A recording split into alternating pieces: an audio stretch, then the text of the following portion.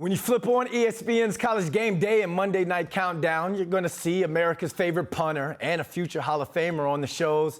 Don't worry, it's not me. I'm not a Hall of Famer. But New York Post sports media columnist Andrew Marchand has the 411, and he joins us now. All right, Andrew, Pat McAfee. I actually want to cut the sleeves off of my suit jacket right now. He's joining College Game Day full time. The man does it all. We've seen him on Game Day before. Is he going to have more camera time? Why wasn't he there on week one? And what's the details of this collaboration? Well, first off, he is going to go with his trademark sleeveless look. So he won't have like a nice jacket on. He's going to be Pat McAfee.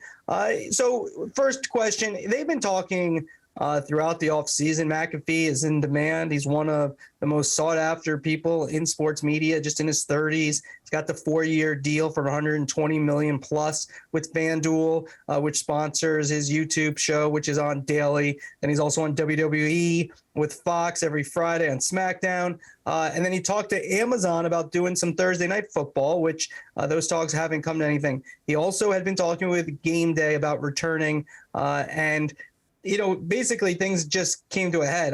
Why he wasn't there week one, I don't think they had a deal yet. I had been told that it wasn't, there were people who weren't that optimistic it was going to happen.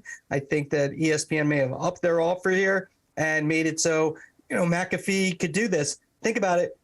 He's going to be on SmackDown, wherever that's going to be located every week. Then that's on a Friday night. Then Saturday morning, he's going to be with Game Day, wherever that's located. So this weekend, for example, it's in Seattle, the WWE, and then he has to go to Austin, so he'll be using that private jet. But still, that's a pretty quick turnaround from a Friday night in one city to a Saturday morning in another.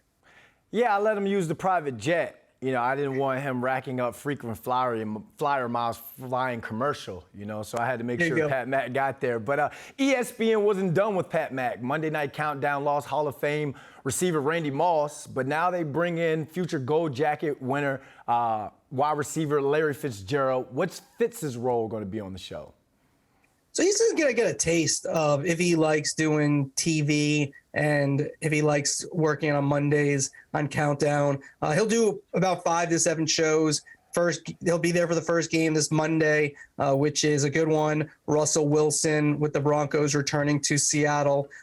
Fitzgerald, he's kind of always been someone who people have looked at. Maybe he could have a media career. I mean, look, you can't have better credentials. You can't be a better spokesman for the NFL than Larry Fitzgerald. He just seemed to do everything right. The question is, how outspoken will he be, and how willing will he be to say things? Last year they had Randy Moss. He left the show. Now he's just going to do Sundays. That's what he wanted to do. They also had Alex Smith, who this kind of similar role, like get a taste of TV. Do you like doing it? Does ESPN think you're good? And then, maybe this role grows, but just starting out with a little bit. So he's kind of like a slot receiver, maybe third down, guy, come in third receiver here, if you want to put it in football terms, Brandon.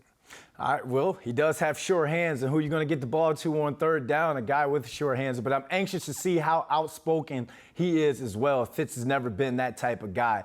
So let's move on, because in the NFL offseason, we saw all types of crazy and insane changes on the field, but now we also saw changes within the broadcasting booths as well.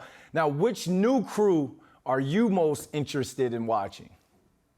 I think Kevin Burkhardt and Greg Olsen on Fox, because they're going to be calling the Super Bowl at the end of this year. And, of course, there's the specter of the $375 million man, Tom Brady, who's just kind of in the picture. Will he retire at the end of this year and then head to Fox's broadcast booth? So that's a little bit awkward. But we had Olsen and Burkhardt on our podcast, the Marchand and Oren Sports Media Podcast, and they had the right attitude. They are looking at it like this is a great opportunity. And yeah, Tom Brady might be in the on-deck circle, but Olsen is confident. He did very well his first year. He's been gunning towards this. And if you look at the company that Greg Olsen's now in, it's pretty good, because these jobs are paying tremendous amount of money. And you think about who has them, it's Troy Aikman, Tony Romo, Chris Collinsworth, and now you add in, and then Kirk Herbstreit got the Amazon job,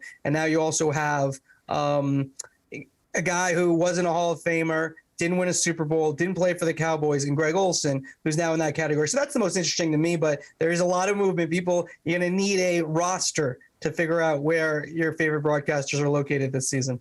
It's like Greg Olsen is the broadcast Jimmy Garoppolo. It's like you're keeping that seat warm for Brady until he's back, right?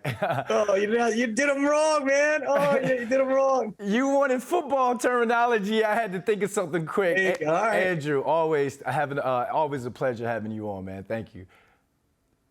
Thanks, Brandon.